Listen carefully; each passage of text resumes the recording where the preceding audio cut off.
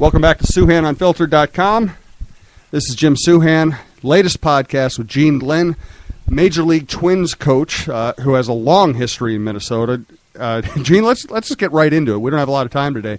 Tell me about growing up in Minnesota and what the odds were that you would end up, in the big leagues with the Minnesota Twins, your hometown team. Wow, I don't know about the odds, but that had to be a really long shot. Probably like winning the lottery, but it was great growing up in Minnesota. I know it was a small town of it grew to about 10,000. Right? Waseca, Minnesota. Mm-hmm. And we had 14 children in our family, so I had 13 siblings and a farm, the whole works. But, to me it's just a great place to live, even though now we live back there and had moved to Denver and moved to a couple other places. It's just a peaceful, warm place with a lot of great people. And I talked one of my earlier talks with Corey Koski, and he was telling me he really thought it benefited him to grow up on a farm where it wasn't about video games, it wasn't about watching TV, it was about hard work. And when you got free time, you actually had to go invent a way to play a game. Was that what it was for you? Yeah, you make me laugh. The video games, I was a little bit before that. Yeah, well, that's true. Well, I guess that's true. But you are right. I'm sure when Corey came through, there was a lot of video games, but I got him by a few years. Anyhow, yeah, you created things. And I remember my mom and dad, they'd say, hey, go outside. And it could be really cold, and that wasn't they weren't being mean to us. It just said, hey, you got to go out and burn off some energy or experience the weather, the snow. We didn't go very far some days. But, we had we had cattle and we had a couple horses. And it was a true working, running farm with a lot of cropland. The wait is finally over. Baseball season's here at last, and the excitement continues all season long at DraftKings.com, the official daily fantasy partner of Major League Baseball. Daily fantasy means no season-long commitments, just instant cash, instant gratification. Why wait until the end of the season to claim victory when you can win huge cash every day? At DraftKings, it's like a brand new season every time you play. Just select 2 pitchers and 8 position players, stay under the salary cap, and you could be on your way to an enormous payday. Last year, Peter from Colorado won $1 million at DraftKings in one day, just playing fantasy baseball. Hundreds of thousands of fantasy sports fans just like you have already cashed in at DraftKings. Now it's your turn. Hurry to DraftKings.com now and enter promo code SPREAKER, that's SPREAKER, to play for free. You could win part of the $300 million in prizes being awarded this season. Use promo code SPREAKER for free entry now at DraftKings.com. DraftKings.com. That's DraftKings.com. And so how much time did you have to play sports? We played every minute we had any free time. Yeah. If it was basketball in front of the garage. And fortunately for us, we played baseball all summer whenever we had time, even almost to sundown, and football in the fall. But we had a great area. We had Denny Eustace and Mike Conkey and Terry Conway and the Schmidt boys and the Gleasons. And we had quite a crew out there. It was almost like a in-city block. We could create our own team and play against each other. No, it wasn't all 9-on-9 or anything like that. But, yeah, we had really a good group of guys in that 2 to 3 mile radius that would all gather at different farms at times. That's great. And I know that you were a very good basketball player. I mean, obviously, your life became baseball, but you were a Mr. Minnesota basketball player, and you played at Mankato, what was then Mankato State, right? Mm-hmm. Point guard? Point guard, yep. And as a matter of fact, and I know this won't be broadcast today, but Butch Raymond, my college coach, is going to be here today. Oh, wow. Yeah. Pretty famous college coach, too. Yeah. Butch Raymond was a good guy. He's now the commissioner of that league. So I'll see him. And, we had good teams in college, too, and he did a great job, him and Jerry Bodelson. And we were mainly based Minnesota guys, but we had people from around the country, too. And so how did you end up with baseball instead of basketball? Well, partly because of my size, I think. I think I was always obviously going to not be a plus when it came to going to the next level because of the dunk was in there, but there was no three-point line at that time. Right. There was a lot of things that have changed, I think, for the better in basketball, but you face it, everybody has gotten a little taller. There's a rare few guys of my size maybe still playing. How tall are you, by the way? 5'9". Okay. So it was always a little bit of a disadvantage people thought of to have a smaller guard. Now, I never thought that because I was always playing and thought you're just who you are. Mm-hmm. No, basketball was, it kind of took me to college and it got me through. And baseball, they allowed me to play baseball at a Division II school, and that's the big reason I went to play both sports. Mankato was close to home. Like I said, had a big family, and many of them enjoyed coming to the games, and it was just another reason to get out on a cold winter night, and go somewhere. But it was a good time for all of us, really, in our family to gather, usually after a game if it worked out. But they put on a lot of miles, too. I would imagine. But anyway, baseball was one sport that I really liked. And Dean Boyer, who was the coach at Mankato, I'd leave basketball and go right to the baseball practice, when our season ended. And that one had already started. And one year I got right on the bus, I think, the next day and went on the Texas spring baseball trip. So they were all good with it. So it made it really easy to go from basketball to baseball. Let's kind of jump to the current now. You interviewed for the Twins managerial job last year, and I talked to Terry about it on a previous podcast, and he was saying that you wound up being a very strong, very viable candidate. He said you were a finalist, you were in the final three, and he said that a lot of it's because they know you very well, obviously, but he said also because he felt like you were incredibly well prepared for the interview process, and you had good answers to every question. Did you have good answers to every question because you prepped for it, or because you've always thought that way as a baseball guy? Well, I think both. I definitely wanted to be prepared, but I think I do think, a lot about the game and the players in it, but the game first.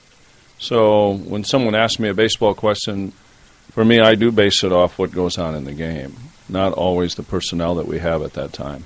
So I just try to stay grounded in the game and be able to, it's just like teaching. You teach hopefully what you preach, but also what you've learned, and pass on what someone's passed on to you. So, and I've been lucky to be around a lot of really good baseball people that continue to talk about the game. Can you give me a couple examples? Well, yeah, Don Baylor. You mean people? Yeah, Don Baylor, Jackie Moore, Don Zimmer. Those would be, three guys. Larry Bernarth, I thought, was outstanding at pitching. I really just felt that there was that, Don and I are about the same age, and so, but Zimmer is gone now. Larry Bernarth is gone. Jackie Moore, who just left the Texas staff, just over a year ago. I coached with all of those guys. Felipe Alou was unbelievably, when it came to just inside the game, one pitch, at a time, how he kept track of things. I played for him in the minor leagues, coached for him in the minor leagues, coached for him in the big leagues, 5 different seasons. He was really something. But even guys like Dave Righetti, Bruce Bochy out in San Diego or San Francisco now, we were together in the minor leagues as young managers, and I've just always been really fortunate to be around guys like that were well grounded in the game. Well, and you ended up on a couple of staffs, if I'm not mistaken, with Don Baylor. How did you guys become friends and colleagues? Well, the expansion of the Colorado Rockies. When I was hired there as a field coordinator, I came over from San Diego. Don was hired as the first Rockies manager the following fall. And because I was the field coordinator, he was the manager, and we had the expansion draft and all kinds of things we had met. But really it started, I think, in spring training in the first year. I was not on his staff the first year. I was the coordinator and manager of a low A-ball club because we didn't have many players, we didn't have a big staff, and it was kind of growing from within. So we got to know each other then, and then in '94 I was on his staff along with Zimmer and Dwight Evans and Ron Hasse. Let me see, 94, yeah, Bill Plummer, Larry Bernarth.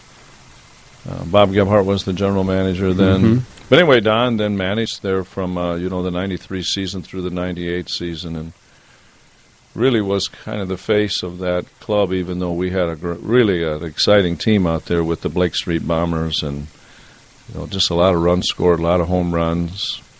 I think we were the last team, and I forget right now, the last team, I think, in baseball to steal, hit over 200 home runs and steal over 200 bases. And I want to say it was 96. Those are fun teams. Yeah, that was an exciting group. Yeah, that lineup went Eric Young, Ellis Burks, Larry Walker, Galarraga, Bichette, Vinny Castilla, Walt Weiss, and Joe Girardi. Wow. Yeah. That's pretty good. That was a good group. Yeah, I remember going out there for the first playoff game. Who were you guys facing? We faced Atlanta. Yep. Yeah, that's right. Yeah. We got beat by Atlanta. Mike Kingery was on that team. He was from Minnesota. Mm-hmm. Anyway, that's how that started. Some of those guys, I mean, that you had asked me about, that are really that strong baseball, grounded guys talking about the game. They were a lot of fun to learn from. You were a scout for a while. I used to talk to you in press boxes a lot when you were working for Tampa Bay. Is there anything you miss about scouting? It seems to me to be a difficult life. You're not many home games. You're kind of always on the road, always in a strange place. The thing I don't miss is being alone. You are alone a lot, so it was really great to get to a ball game and talk to some people about baseball and see what's up. The thing I missed, though, was the freedom. You made your schedule. As long as you did your work, Tampa was great. Mm-hmm. As long as you were on top of what you needed to do, they pretty much let you make your own schedule and go. Now, you didn't abuse that at all, but I guess the freedom of, you got to be on time, you got to go there, but when it's over, like when did you sit down and do your reports? They didn't have to be in right after the game. You usually like to do that, though. But, you're kind of traveling around the country all by yourself, in rental cars and trains and subways and airplanes. And, you got a membership to everything just because you go to the Delta Club at the airports. But I sound like a sports writer now. You're right. I think I could have been a tour guide after those 5 years, of scouting, especially to the major cities that I went to all the time. What's the best job you've had in baseball so far? Oh, I think when I was a third base coach in Colorado and San Francisco, the 3 most fun years in a row I think I've ever had were the last 3 in Rochester. Really? Oh my God, I look back at the last 3 years and think I really enjoyed those 3 years with the guys that we had and the staffs that we had and the people in Rochester that are so great. It just, from the ownership on down there, was such a really calming but yet a really exciting, intense group, especially when the weather turns warm. They start showing up, It's funny because I've always thought AAA manager to be one of the most thankless jobs in baseball. You have guys angry on their way down. You have guys who are impatient on the way up. You have expectations to win and make the local owners happy. You have pressure from the big club to develop your players. Yeah. It always struck me as a tough job. Well, I think it is, overall, but we had a great core group of guys there, and they were glad to be with the Twins, and the opportunity gave them the freedom to play. Even the guy that might be a little bit of a veteran, hey, it's your turn. You might not have time to take a step backwards and learn something new. Just be who you are and give it what you have, and try and open your mind to where you love this game. Play it like that, and don't worry so much about what someone else's decision is going to be.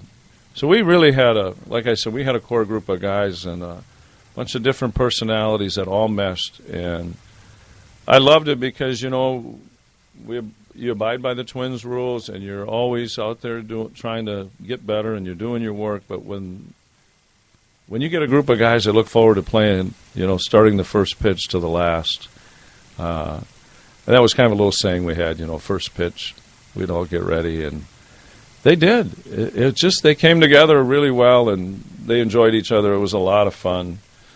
It was a wild clubhouse just in spirit, and I don't mean wild, throwing things around and stuff. It's a good core. The organization did a great job picking up free agents and bringing guys up that were on time, and yeah. But I would say Colorado. I really enjoyed Montreal, where I had spent 11 seasons early, and then 1 year back in the big leagues with Felipe. Then the 4 years in San Francisco. So both in Colorado 1 year we made the playoffs, and then San Francisco that 100-win season we had in 2003. Just a lot of good memories, but I think a lot of that comes with thinking about Don Baylor and Felipe, the 2 managers. I was really lucky, Jim. I spent 13 seasons in the big leagues with only 2 managers. Yeah, that's rare. Yeah. And like you said, two great managers. And, how crushing was it to the people of Montreal to have that great team, in I guess 94 and not be able to finish that season off? I wasn't there in '94, Right. but I was in the big leagues in Colorado, and Larry Walker off that team, and John Vanderwall, Right. and Kent Bottenfield. Was Kent on that team? I believe so, because he showed up not long after that with the Rockies. But anyway, Larry Walker and John Vanderwall left there and came and made a big impact in Colorado. Yeah, that was disappointing, that strike year. And Montreal finally had a big lead over Atlanta, and the other teams. Yeah, that was a really good group. Many guys on that team, went on to play for a long time with other clubs. Oh, yeah. Yeah. A lot of them. A lot. So you interviewed for the manager's job. You're a finalist, and now you're on the big league staff with Paul. At this point in your career and your life, is your ambition to be a big league manager? Is that forefront, or is that just... My ambition right now is to be the best third base I can be for Paul and the Twins. And you know what? That whole process was fun. It was great, and I'm really appreciative of all of it. But, it's really over.